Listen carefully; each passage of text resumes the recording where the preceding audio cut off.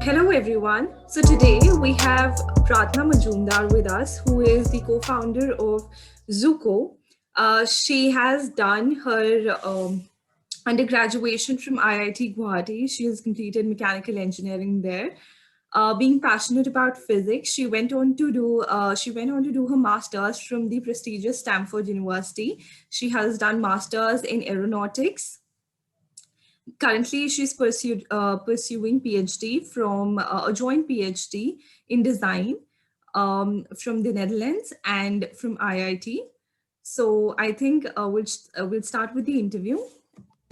So my first question for you, ma'am, is since Apple is a dream company for many, what was your greatest learning experience in Apple, and how is it helping you now? So Apple is the only corporate experience I had. It's the only company I have ever worked for, but it's also the company that I will always want to go back to. I wouldn't want to work for anyone else. I learned a lot of things at Apple. So first of all, which we all have heard of, think different.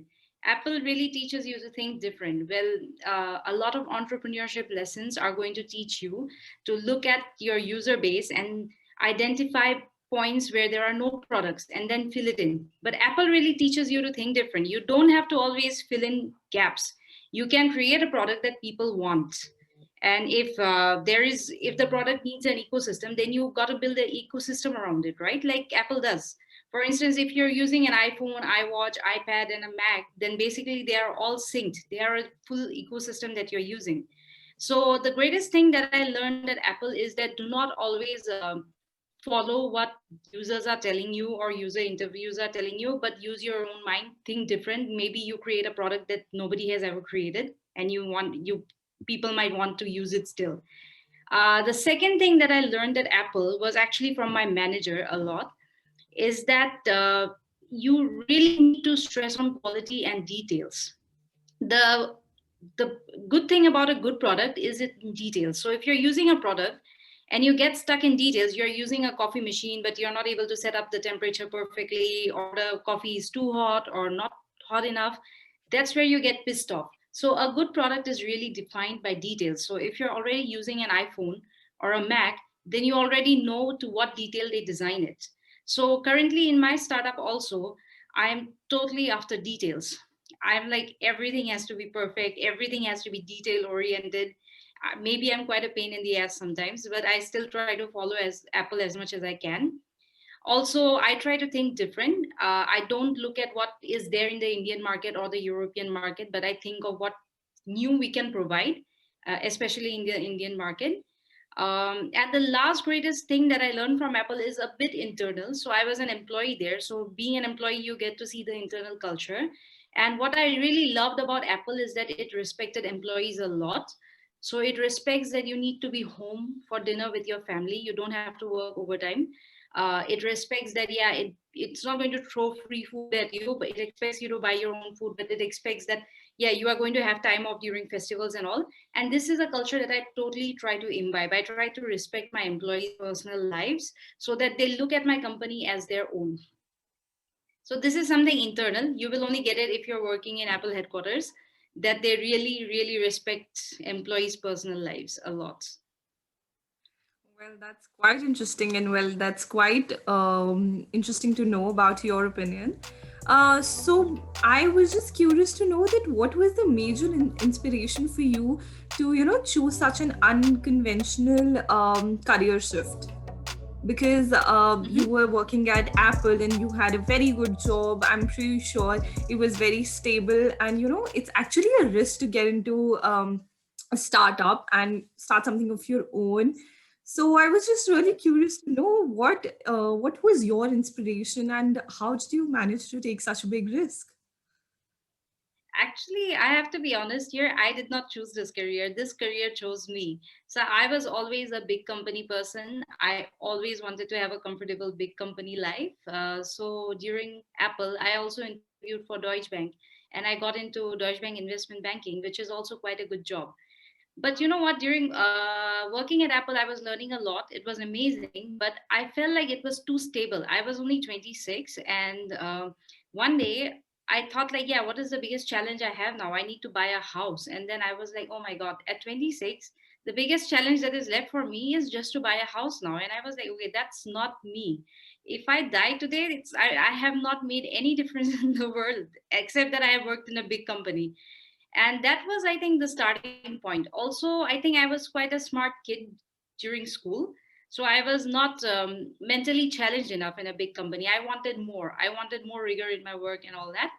I decided to take up a PhD in design because being at Apple, you are exposed to design a lot. And I really got passionate about design. So when I took up my PhD in design, funnily, my PhD in design is in emerging countries like India, Bangladesh, Africa, or Malaysia, that sort of. So I had to travel a lot in villages in India. I had to like spend time in a house where there was no electricity most of the time. I had to reach my subjects walking in paddy fields. I had to pull water from the well and all that sort of, rural life. But during that time, I really thought about it. Okay, most companies are West oriented, but if you look at India, for instance, there's so much opportunity. We have so many eco materials, we have resources, we have manpower, we have craftsmanship, and not many companies are doing anything about it. And that's really when I thought that, okay, maybe after my PhD, I can start a company, but I didn't do anything about it. So, as I said, I did not choose this career chose me. I was living in Delft when the neighboring building had an architecture firm, and the partner there was a good friend of mine. So at one point, my PhD was going through a very big low. You know how PhDs have ups and lows, right? Yeah. So my the friend told me, yeah, you know what, your PhD is already going through shit. So why don't you start your company now? It's a good time for you to start your company. And then I started looking for a co-founder. I never found any. So finally he had to be my co-founder. He's the Dutch guy who's also my co-founder right now. So that's how it started. Lots of turbulences happened. Soon after we started, there was the cap protest in India. Now we have the whole pandemic thing. Yeah. But you know what, you just have to, it chooses you. You don't choose it chooses you. You just have to flow with it. There will be a lot of bullshit coming your way when you have a company, but you just have to close your eyes and believe that someday there will be a better life. So I think that's how it came. It was a long, meandering path for me. But I don't know. It's an exciting adventure. You have to look at it as a journey, not a destination. Okay. Thank you. Well, that's actually a very unique thing. Like you were telling me, you had to go to the villages and everything. That's actually very unique. Going out of your comfort zone, trying something different. So, and there's no doubt that you were actually smart as a kid. I mean, it's no joke that you're, Stanford Yeah. graduate and IITian. So, of course, you were really smart. Also, my next question for you would be, I am really curious to know more about your company. I mean, what does it do, and how did you conceive this idea of the entire startup? Like you said, you were interested in designing, and Apple had a major role to play. Uh, and that's where you got this idea from. But then a little more detail would be really nice. Cool. So where does Zuko come from? What does it do? Yeah. Zuko is a company. Basically, it's a Dutch company. It sells in Europe mostly. So we are only trying to come into India right now. So Zuko wants to make eco materials or clean materials mainstream to replace plastics. If you look at the market now, there are lots of cheap plastic goods. All of them will probably end in the landfill or the ocean, completely destroying our land masses. So what Zuko wants to do is replace all those cheap products with eco materials like clean materials, wood, bamboo, linen, silk. We have so many big range of materials in our environment that are completely degradable. So why do we constantly use plastics? If you, for instance, if you buy something plastic, maybe it's cheap, but how long are you going to use it? Are you even going to use it till the end of its life? You're probably going to get bored of it because it's low quality. You're going to discard it. But if you buy something high quality, maybe it will cost you a little bit more, but you are going to preserve it, right? You have seen so many people have their grandma's beds in their home, for instance. We nowadays, if you go to buy furniture, you have Poland wood furniture, which is not very durable. It's just cheap. But if you have a pure wood piece of furniture from your grandma's generation, you're probably going to preserve it as antique. So in the long run, even though your grandma's piece of furniture is more expensive, it's more sustainable. But what is happening right now is that all the sustainable companies, they don't try to make sustainable products happening or fashionable. That's what Zuko tries to make. It shouldn't feel like if I am buying a wooden straw or a bamboo straw, I'm doing it for charity towards the planet. It shouldn't feel like it. It should feel like it's the happening thing. It's the fashionable thing to use, you know? Yeah. So that's where Zuko tries to make a difference. We try to be not boring. We try to make sustainability not boring. We try to make it fashion. So we started sales in EU like 2 months ago, and we had quite impressive sales. But right now we are trying to also see if the Indian market is open enough to accept us. So that's what Zuko tries to do. That's our vision. We also collaborate with Akshar Foundation. Now, what is Akshar Foundation? It's a foundation from Northeast India which works with government schools all across India. What they basically do is teach all underprivileged kids to learn skills that they can find employment with.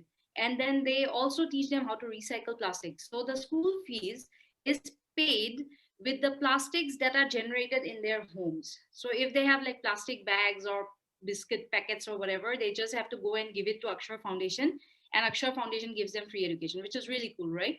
So Yeah. we are trying to work with Akshar to see that we try to raise awareness about plastic pollution in India. You know how people use one time plastics and just throw it away in the Yeah. drain? We want them to stop. Yes. Yes. Yes. So that's what Zuko does.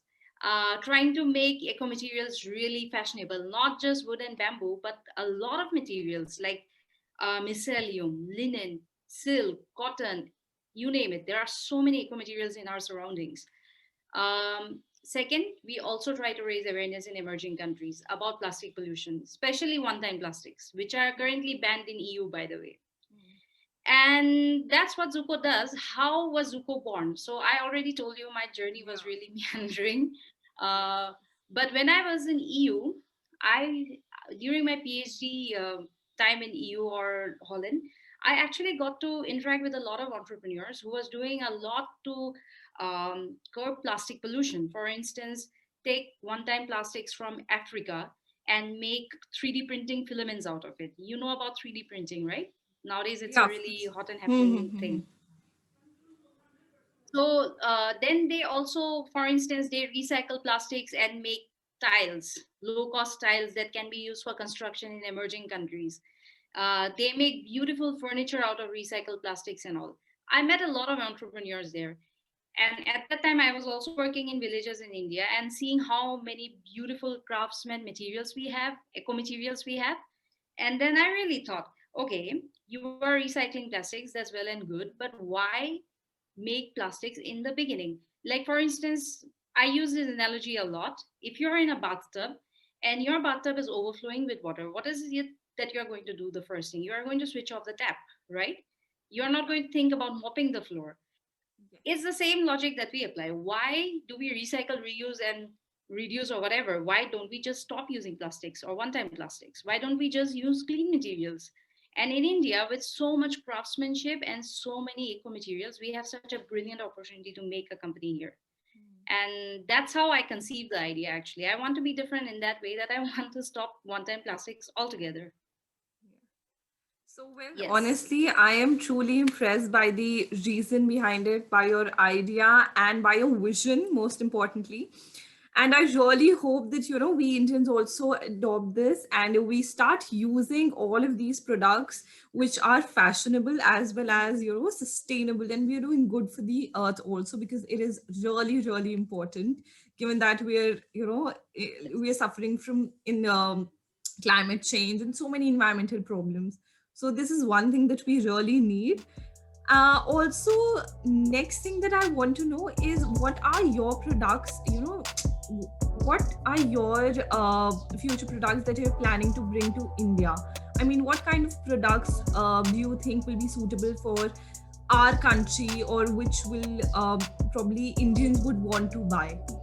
So, what is your company doing in that sense? If you want to enter the Indian market, so which products will you target, and which community? Not just community. I mean, will it be affordable for each and every section? Because these sustainable products are a little expensive. They're not that cheap, so not everyone will be able to afford it. And given that India has huge inequality, so what will be your thought behind it, and will it be affordable for every section, or it is just for the elite who can actually afford it?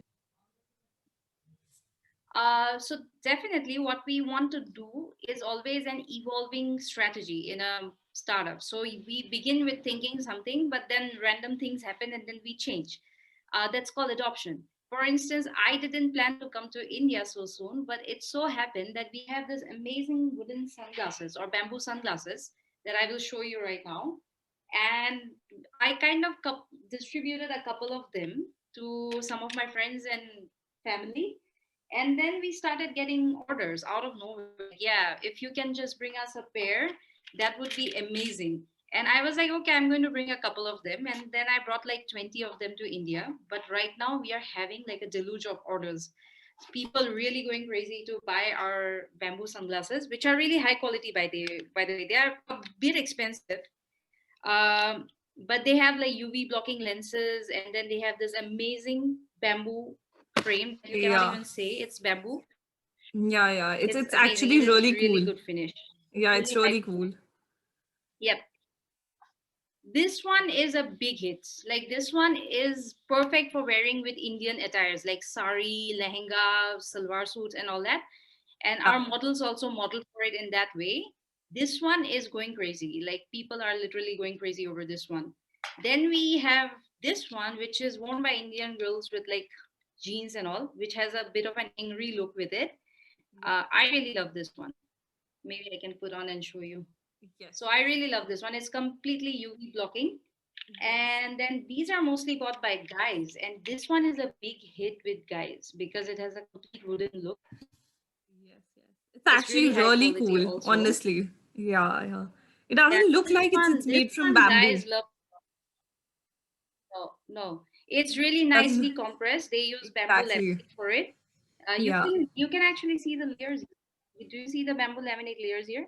Yes, So yes. The it's white ones it, in the center. yes. No, all of them Yeah. are bamboo. So they are Okay. pressed together, heat pressed together. Okay. So these are some of the products that we want to get in India right now, or we have already got. Then I want to also get some made in India stuff. Now these ones I really love. These are all from Northeast, and this is a silk called Eri, which actually gets better with time, so it ages gracefully. This one I really love. It's a stole. So we send a lot to EU, and they were selling really well in EU. But now I really want to sell them in India. Yeah, yeah, This is please fully do. handmade in India.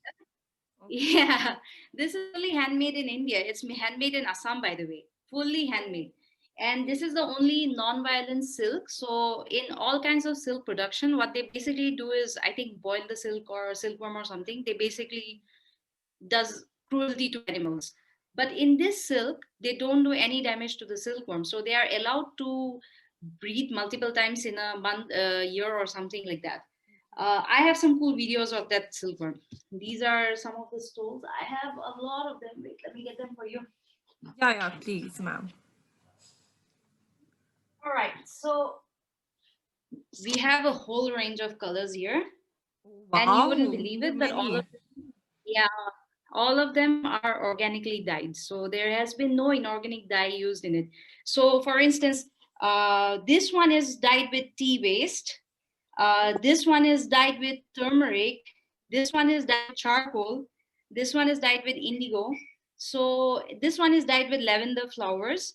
So this is Wow. amazing. I mean, I really, Yeah, that lavender it's one really is cool. really beautiful. That purple. Yeah, This this one's really this cool. one. Yeah, it's Then I really pretty. also, yeah, I also had a mustard one, which is a big hit in EU, but I think somebody already bought it. Really sorry about that. I can show you in my website though. Okay, And yeah. this one's a bit different. It uses the raw fiber, so you can see like a sheen on it. And Okay. this one really goes well with Indian wear. If you're Yeah, wearing a sari or and it something, has and like really nice finishing also. exactly. Wonderful. So this one, these are all handmade by the way by Assamese or craftsmen in Assam. Very, very So in impressive, the long ma'am. run, we want to promote it in India, right? Yeah. In the long run, we want to promote craftsmanship in India. We want craftsmen in India to have more, I don't know, more livelihood or more economic freedom. And we want to give them good designs so that their designs are sellable in EU or US in the long run. So these are some of the products, the stoles and the sunglasses that I want to get to India or I have already got. And then in EU, we have lots of other products. I have a couple of them with me right now, like this coffee mug. This is Oh, steel inside okay. and it's bamboo outside. But the good thing about this coffee mug is that your coffee is going to stay warm for at least 2 hours. Okay, and it is Then you made have this of infusion bottle or bamboo and steel. bamboo and steel. Okay, okay. Bamboo and Wow. steel. Okay. This one's a tea infusion bottle. So this one and this one sells a lot in EU. So basically, this one keeps warm for about 6 hours. So you are going to put all your stuff in here, fruits, berries, or mint, or whatever, and then you're going to put it in, close it. That's your infusion bottle. You can even use it for tea. This one sells a lot. This one sells a lot. I just had two samples. Then we have all these phone stands that and amplifiers, and then iPad stands and all. Right now, we are beginning with them. In the long run, definitely, I want to get to India, and also I don't want it to be too expensive. Like you mentioned, the Indian market is a bit price sensitive, and Yes. of course, I do understand we do not have the purchasing power equal to Europe or US. So we are trying hard to bring down prices, and as of now, we are just launching with the sunglasses and the stoles. Okay, okay. I talked a lot, I think. No, no, it's completely fine. And it was a very interesting conversation, to be very honest. I loved your idea, I loved your vision. And I really hope that, Zuku uh, has a lot of products in the Indian market and we become more conscious about our purchasing, what we are buying, what it contains, because we generally look for cheap products and we end up buying, I don't know, a lot of waste sometimes.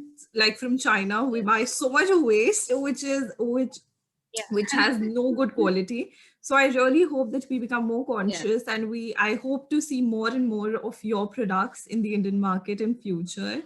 And I wish you all the best. So thank you so much, ma'am, for taking out time for us and talking to us.